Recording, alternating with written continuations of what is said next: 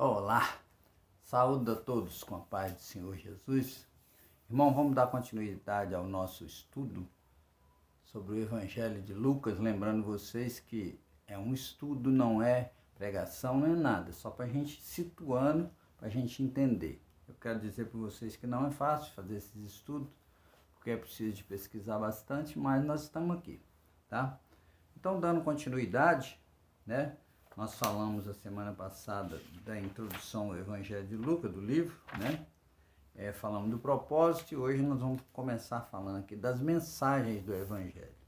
Então, observem bem que tem bastante mensagem do Evangelho de Lucas, começando com a primeira mensagem da salvação, com Jesus na cruz, né? Então, nós sabemos que ali aconteceu uma salvação, do perdão, da misericórdia, né? Nós temos basicamente várias parábolas acontecendo, né? Que confirmam com a descendência de Deus, né? Em Lucas, várias passagens, não vou nem citar, porque se você procurar, você vai entender o que eu vou te falar. Primeira, pecadora, a mulher pecadora, que Jesus concede a ela o pecado, né? Concede a ela a salvação ou a libertação do pecado que ela tinha, por isso a palavra de salvação. Da mulher encurvada, né? Aquela mulher que vivia ali torta, Zaqueu, né?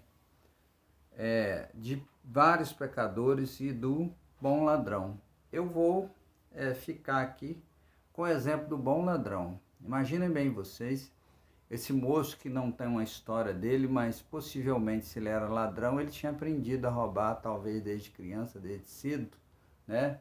E talvez não, talvez ele teve um roubo só, não sei exatamente o que a história conta, mas eu quero dizer para vocês que ali na cruz, Jesus trouxe salvação para a vida dele, né? Salvação eterna, porque a gente às vezes quer exigir de Deus salvação para um problema que a gente está passando, diante de uma situação que a gente está passando, mas nós estamos falando aqui de salvação eterna. Então, Jesus ali na cruz trouxe salvação para aquele ladrão, né? A mensagem do Espírito Santo, basicamente em todo o Evangelho de Lucas, eu vou até extrapolar um pouco, dizer do Evangelho de Atos também, tem a ação do Espírito Santo, né? E aí, nós temos a ação do Espírito Santo, basicamente, né? João, no nascimento de João, né? Tem mensagem do Espírito Santo de Jesus, de Maria, de Isabel, de Zacarias, de Simão, de João, de Jesus no deserto, na Galileia, né? Da blasfêmia e do revestimento de poder. Então, nós vamos verificar que o Espírito Santo, ele como diz ali no nosso livro de Gênesis, ele paira por toda a Bíblia, ele paira por tudo que a gente tiver que fazer. Guardem sempre isso. Outra mensagem do Evangelho de Lucas é da oração, né? A fundamental oração aí do Pai Nosso que a gente tem, né? Que está lá em Lucas 11, de 1 a 13. E a referência de estar sempre orando, né? Aquelas palavras que dão para a gente essas reflexões rápidas, né? A parábola aí do juiz, né, iníquo. Temos também do fariseu e do publicano, né? Temos também Jesus no Getsemane, o Getsemani, né? Para não entrar em tentação. Então, a oração é um ponto também muito importante nessa passagem de Lucas. Tem mais 9 ocasiões, né, em Lucas, né, que Lucas fala do louvor a Deus. Então, se você procurar na sua Bíblia, né, você vai verificar aí que nós temos em Lucas 3, Lucas 5, Lucas 6, Lucas 9, Lucas 11, Lucas 22, 23, Lucas, né, 1, Lucas 2, Lucas 18, então tem passagens variadas nisso. Fala também da mensagem da pobreza, olha que interessante essa, tá? Fala da mensagem da pobreza, quando Jesus diz em Lucas 9 que ele não tinha lugar de reclinar a cabeça. Em Lucas 2,7, quando fala de Jesus na manjedoura. Em Lucas 2,24, fala da oferta dos pastores. Em Lucas 28, 2, né? A anunciação aos pastores, né? Fala em Lucas 6, da pobreza, da fome, do pranto e da perseguição. Então, em Lucas também tem esse detalhe, né? Da pobreza, ainda fala ainda em contraponto, né? Em Lucas 12, do rico insensato. Fala também em Lucas 16 de rico e Lázaro. E fala em Lucas 16 ainda do mordomo infiel. Essas 3 passagens, né? Em Lucas, né? Aí mostra também a questão da relação, dessa questão da pobreza, para a gente entender, tá? E, por último, né? A mensagem da alegria, né? Fala então em Lucas 1 do canto de Maria, em Lucas 1 fala do canto de Zacarias, fala do canto de Simeão em Lucas 2, fala da mensagem dos anjos aos pastores, Lucas 10, dos apóstolos em relação ao Espírito Santo prometido em Lucas 24. Então, nós temos basicamente, né? Olha só, mensagem da salvação, do perdão, né? Mensagem do Espírito Santo, da oração, mensagem da pobreza, mensagem da alegria. Então, isto tudo tem no Evangelho de Lucas, só você ler com paciência que você vai achar. Vamos agora entrar exatamente agora nos capítulos, versículos. Claro que não vamos estar um por um, mas nós vamos estar bem focados, tá? Olha bem, no prefácio, capítulo 1, do 1 ao 4, o que nós temos aí?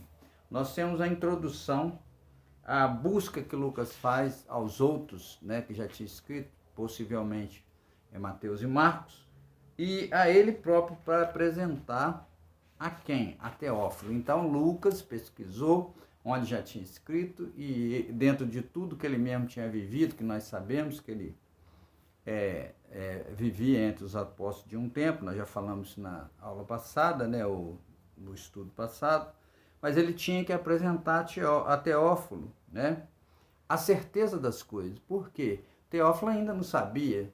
Irmãos, eu acho que eu comentei com vocês, a distância da cidade não era muito grande, mas em compensação os meios de comunicação, como eu já falei com vocês, né, era rude, então era difícil chegar. Por exemplo, né, tem uma passagem que mostra que, de Paulo, que Jesus já tinha morrido e o pessoal lá não sabia onde estava Priscila e Áquila. Então, Lucas busca escrever a certeza das coisas, as quais ele já foi informado, ou seja, tudo que ele já tinha procurado, com mais as coisas que ele ficou sabendo. Teófilo, possivelmente, tem várias situações de Teófilo, tá? Teófilo possivelmente não era ninguém, era uma igreja. Teófilo possivelmente era um patrono de Lucas, né? Segundo Mateus Henry e Albert Barnes, o significado literal de Teófilo seria anjo de Deus. Então, Teófilo poderia ser um grupo de pessoas, né? Ou um homem piedoso, né? Talvez de Festo, a cidade mencionada por Paulo em Atos 26, 25. Ou ainda pode ser um oficial romano que gostava do cristianismo, né? Já gostava desse movimento e ali ajudava, vamos dizer assim, como a gente diz, na surdina, né? Por trás das coisas. Mas não se tem certeza, tá? Para John Wesley, um excelentíssimo de Roma, de Alexandria. Então, possivelmente, essa consideração de ser alguém, né, de dentro de Roma ali, que ajudava a resolver essas questões todas, né? E Lucas precisava dar a informação correta, porque o grande problema, irmãos, eu quero fazer um parênteses, que às vezes a gente não estuda, não quer aprender e a gente também não ensina corretamente. A gente tem que buscar para ensinar corretamente, tá? Hoje eu me deparei com a mensagem novamente errada a respeito do mar do esquecimento. Então, não existe mar do esquecimento. Existe que Deus fala nas profundezas do mar. Mar do esquecimento não existe. Capítulo de 1 de 5 a 12. Aí nós vamos tratar do anúncio do nascimento de João, né? E aí, antes de eu começar ainda no capítulo, eu preciso falar com vocês de 3 coisas. Primeiro, quem era Ábias, que vai citar aí, se você tiver com a sua Bíblia, você vai ver. Era um remanescente do exílio babilônico. Este nome foi dado a 2 mulheres e a 6 homens. Então, possivelmente, esse Ábias é um homem, né? Claro. Mas este Ábias é o chefe da 8ª turma das 24 que Davi houvera dividido para o serviço no templo, que está lá em 1 Crônicas 24:10. Davi dividiu o serviço no templo, quando todo mundo voltou, deixou tudo acertadinho, para todo mundo saber o que tinha que fazer em tal dia, né? E esse Ábias era um desses chefes dessa turma, tá? O serviço do turno era de uma semana, né? Saindo no sábado, também está lá em 2 Crônicas, tá? Então, o pessoal iniciava o serviço, quando chegava no sábado, né? Pronto. Ali terminava, que era, conforme nós sabíamos, o último dia, né? Nós sabíamos que era o último dia ali de serviço que eles tinham. Bom, Zacarias. O nome de Zacarias, basicamente, né, traduzido aí, é Deus se lembrou.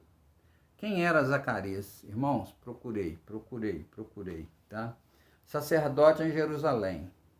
Filho de quem? Ainda não consegui achar. Se alguém souber, me fala, porque eu procurei bastante, tá? E não consegui entender. Mas possivelmente, né? Fala-se aí, isso com certeza, que ele era da tribo de Levi. Então eu fiz só uma referência para vocês, ó, da história era Abraão, Isaac, Jacó, Levi. Então possivelmente esse Ábias era dessa tribo de Levi, né? Depois de Levi, Arão, Ábias. É isso que eu achei. Ele era um sacerdote daquele tempo. Isabel. Quem era Isabel? Bom, Zacarias e Isabel, pai e mãe de João, né? Isabel era filha de Arão, da tribo de Levi também, e o nome de Isabel significa promessa de Deus. Ela era prima de Maria, a mãe biológica de Jesus. Contexto aqui que ela era uma mulher estéril. E toda mulher estéril, irmãos, eu vou dar uma parada para falar com vocês, era considerada maldita. Maldita quer dizer, não servia para nada, era o lixo. Porque se ela não podia ter filho, ela não tinha bênção de Deus. Então, toda mulher era assim. Imagina como é que as mulheres estéreis, inclusive Isabel, como é que ela vivia naquele tempo, né? Encostada, triste, aborrecida, né? Ela vivia na casa de Anrã, pai de Arão, Moisés e Miriam. Achei interessante que eu não tinha tido essa referência. O nome de Zacarias e Isabel junto, olha o que dá. Deus se lembrou das promessas. Interessante porque os 2 nomes têm João. João, uma promessa de Deus. Por quê? Se o casal era estéril, né, não conseguiria ter filho. Então, olha só que interessante, porque nós vamos entender isso mais para frente quando o anjo vai apresentar, né, a Zacarias. O nome de Zacarias e Isabel junto, falei. Fala da situação dos 2 como sendo justos e irrepreensíveis em todos os mandamentos e preceitos do Senhor. Mandamento você já sabe o que é, mas e preceito? Preceito é ordem, regra, doutrina. Então os 2 viviam ali, bom, né? Como ele era sacerdote no templo, então possivelmente ele seguia aquilo tudo, e Isabel seguia junto com ele todas essas coisas. Então preceito é ordem, regra, doutrina, enfim, as coisas que a gente tem que fazer para estar agradando ao Senhor. Capítulo 1, do 12 ao 19, tá? E aqui a gente vai parar, mas vamos lá. Nova história da vida do casal. Então esse casal que era estéril agora vai ter uma nova história. Você já sabe qual é a nova história da vida deles, né? O anjo fala sobre o atendimento às suas orações. Eles viviam orando, pedindo, né? Então o anjo vem e fala com Zacarias, né? Sobre o anjo também fala sobre o ministério do filho que ele teria, que é João, seu filho, com referência ao Espírito Santo, né, e às virtudes de Elias, né?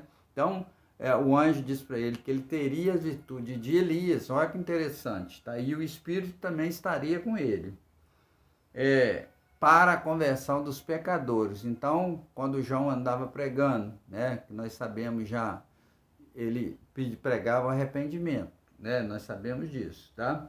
Dentro dessa questão aí, do Espírito e da virtude de Elias. Para a preparação ao Senhor de um povo bem disposto. Irmão, eu achei isso aqui interessante. O que é um povo bem disposto?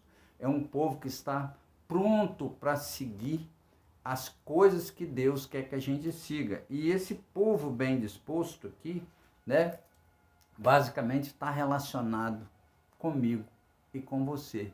Porque, na verdade, se nós não estivermos prontos para atender ao chamado de Deus, possivelmente nós não vamos estar prontos para estar servindo na obra, né? E aí nós temos o exemplo aí de Zacarias e Isabel. Mesmo com os problemas, imagina, com tudo que eles passavam, eles continuavam servindo ao Senhor da forma que deveria. O que eu estou querendo dizer para vocês, então?